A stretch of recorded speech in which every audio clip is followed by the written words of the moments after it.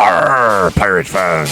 It's time to find out the state of the ship of your defending champions for the 2022 season with your hosts, Johnny Wilbur and Jake Ignaszewski. And now, brought to you by Resonate, it's the state of the ship. Welcome back into the state of the ship. It's been a little while. Johnny Wilbur and Jake Ignaszewski, thanks to Phoenix Field and Phoenix Communications for sponsoring the state of the ship. Jake, you did a great job while I was away. I saw the interview with Jawad. Great job. I'm sorry I left you hanging here for a few weeks, but you've been on the road, and between my baseball coverage for American Legion Baseball and what you've been doing, it's tough to meet. We're in the middle of the afternoon here at the office. You're going to hear some people in the background. That's all right. We may even have a few guests jump in. Maybe. You never know. But it was really nice to see the Pirates were able to have that bye week, really mentally and physically prepare for the final stretch of the regular season, and they really did not skip a beat when they went into Sioux Falls. I mean, putting up 69 points, the most that they've ever scored in the Indoor Football League. Pretty incredible output. Coming off a big win at home and then going out on the road, do you see a difference in this team right now? Where you hang out with them every time, we call you the insider. It seems like they're starting to really gel at the right time. Definitely. The energy, you're really starting to feel everything all come together, especially after that bye week. Guys had the opportunity. How important was that to Coach Kaiser, get into how important the bye week was and to heal up a little bit, just to take a break from football for a week? Right.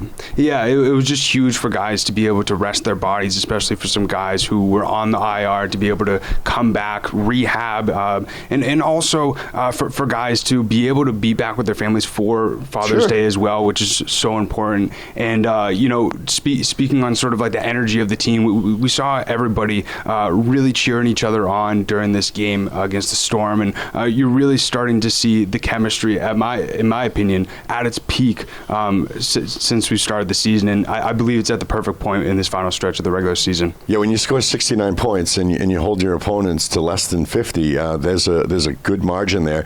That means that both sides of the ball are playing well right now. Right, and it's really been cool to see, the new quarterback Taz Wilson just come right in, become a leader, really gel with the wide receivers. It's been really interesting to see how their synergy has really developed over the last few games. And you saw what he was able to do, not only in the passing game, but in the rushing game. Was able to score 9 total touchdowns, which broke a record for a single game past Sean Brackett, who held the past record for the Pirates. But it's been really cool to see the development of Taz Wilson. Not only the development of Wilson, but just the connection between him and Darren Carrington and of course, Thomas Owens. Exactly, and looking at some of the stats for Carrington, he had 9 receptions for 130 yards, 4 touchdowns, and then you mentioned Thomas Owens as well, 5 catches for 96 yards and 2 scores, and it just seems so seamless, and they scored every single drive in that first half, and it was pretty remarkable to see how fluid the offense was last game. Obviously, you talk to Coach Kaiser more than I do, for sure. Is there going to be any kind of Tom Brady, Drew Bledsoe controversy here? I don't really think so. I did ask him that question yesterday at practice. Do you see the Pirates keeping all 3 quarterbacks going into the playoffs? He believes so. He also says that he sees all 3 guys as starting quarterbacks and believes that if they slot any of them in under center, they'd be able to win the game. Well, I mean, you look back at what Mike Glass was able to do and the couple of games that he was able to just come in and really, command a couple of drives and make a difference. And then when he was starting and really was able to control the offense, and Taz just kind of slipped right in and really has performed well over the last couple of weeks with really no knowledge of the team or the playbook. Yeah, exactly. And I asked him a little bit if going into Sioux Falls, which was his former team, he actually played for the Storm for 4 games to start the 2022 campaign. And their announcer that couldn't pronounce Worcester continued to remind us of that. Yeah, I couldn't stop laughing about that, but he mentioned that it was really cool to go back to his former arena, see some fans that he got to know over there in Sioux Falls, and he said that he played with a little bit of a chip on his shoulder, and you saw a little bit of cockiness from him and playing with a little bit of edge that we haven't seen from him yet. Yeah, for sure. And now I saw Alejandro making a radio appearance a little while ago. He's starting to heal very well too. And to get Drill back, who really is the leader of this team, that's going to be great heading into the playoffs. We've clinched a playoff spot with a win this weekend. We can get a home playoff spot, which we're really shooting for. But it seems to me that we are about where we were last year at this time, and the team was really starting to feel what it was like to get wins and wins in a row. And something that's so important is even though the team clinched a playoff spot, Coach Kaiser's still preaching we need to play every game for the rest of the regular season like it's a playoff game, and we can't play complacent and put our foot off the gas just because we clinched a playoff spot. You never want to go into the playoffs on a down note, on a losing note. You want to be feeling good. You want to be feeling great about it. One of the things that helps us feel pretty good about this team is the defense. Yep. Yeah, the defense, even though it allowed 55 points, which is the second most the Pirates defense has allowed so far this season, we saw Chucky Williams and Aarion Maxey-Penton really come up in the big moments. Aarion Maxey-Penton specifically made a very clutch pick six, was able to score. It was a 48-yard interception return, and it was actually his fifth interception of the season, his third pick six in his Pirates career. And I was disappointed because I was watching on TV and I didn't get a chance to call out Maxey-Penton with the interception. Yeah, exactly. It was cool to see his little celebration after as well, and him really get into it. And come on in here. Come on over here. We got Aarion Maxey-Penton himself. What's up, guys? How y'all doing? Great. And you? How'd that interception work out the other night in Sioux Falls? Great. I was in combo coverage with Cheatham, and I read my read. He came out my way. I pulled the trigger and, made a play on the ball, make sure I got up without getting touched, and, put the burners on. I had to get out the jam. What was going through your mind once you were running down the field and ultimately saw, the end zone right in front of you and realized that you were going to get a pick six? Pick up the knees, high knees, get my Deion Sanders on, It was lit, though. Like, it was a great experience just, watching my teammates rally with me, to the end zone and pick up blocks. And if we continue to do that, we should win another championship. Exactly. And, we talked a little bit about the energy today, and, I don't know about you, but it seems like really different from what we saw earlier in the season. It seems like the chemistry is at its peak right now. Would you agree? Yeah, I do agree. It's the back end of the season, so everyone's getting healthy. So we just trying to put our best on film. If, we keep continuing to play fast and communicate and give it all we got, we should win out. I know you guys played like 13, 14 weeks in a row. How important was that bye day? And is it great that it kind of came a little later in the season this year?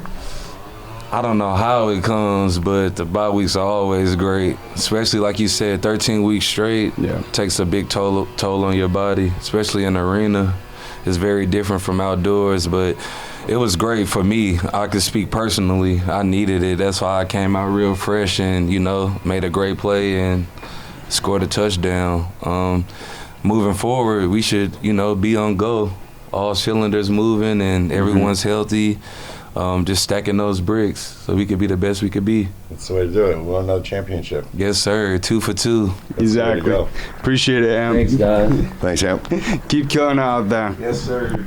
And now the Pirates will be gearing up for their next game, traveling to Iowa to have their second matchup against the Barnstormers. And I'm very curious to see how they're going to be able to do against the 7-6 Barnstormers team, who are essentially playing for a playoff spot, and they're going to come out with some momentum. Not only are they going to come out with momentum, but they're going to see that the Pirates have been putting up a ton of points, and they have pretty much the worst defense in the league. So their defense, I'm sure, is hearing it this week from their coaching staff. Yep. Look for them to really bring it on defense this weekend. And, they're going to be in their hometown, and they're going to be in their arena. So, we're going to have to be even tighter than normal. Exactly, and I think the one thing that we're seeing the Pirates defense specifically focus on is their quarterback DJ Peterson. He's a guy who's a dual threat, one of the best scrambling quarterbacks in the IFL, and he was able to put up 100 yards over 11 carries last time the Pirates played him in Week 7, and the Pirates almost let up nearly 200 rushing yards last game against the Storm. Even though they ultimately were able to get the win, that's something that they definitely want to avoid against this run-heavy Barnstormers offense. We've had Carrington, who's carried the ball a few times this year, catching the ball on offense, but we're still looking for somebody, I think, to step up in the backfield.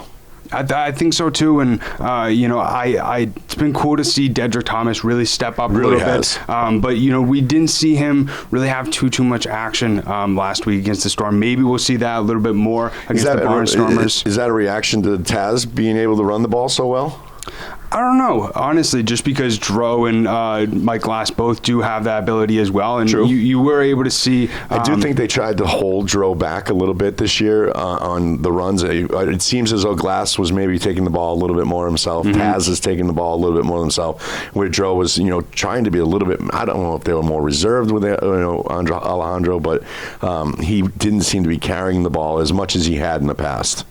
Yeah, I see what you're saying. I don't know if that was the case or not, quite honestly. But, we have seen the Pirates get both Martez Carter as well as Dedrick Thomas in on the action. I'm curious to see how they do, what they do in the schemes that they play. As you mentioned, the Barnstormers have the 14th defense in the league, which is ultimately worst. And I'm curious to see really how they try and dominate on the ground and through the passing game. Road trip, what are you looking forward to eating in Iowa?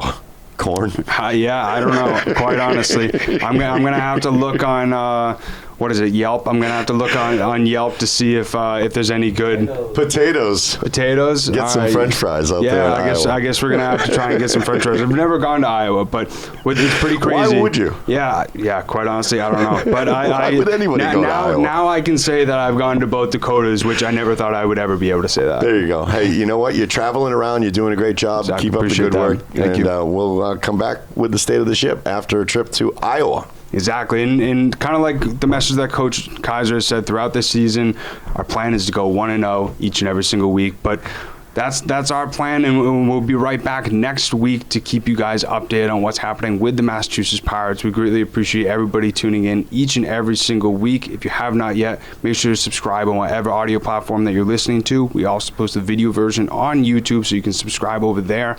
But as always, hope you have a great rest of your day. We'll see you next time. Arr.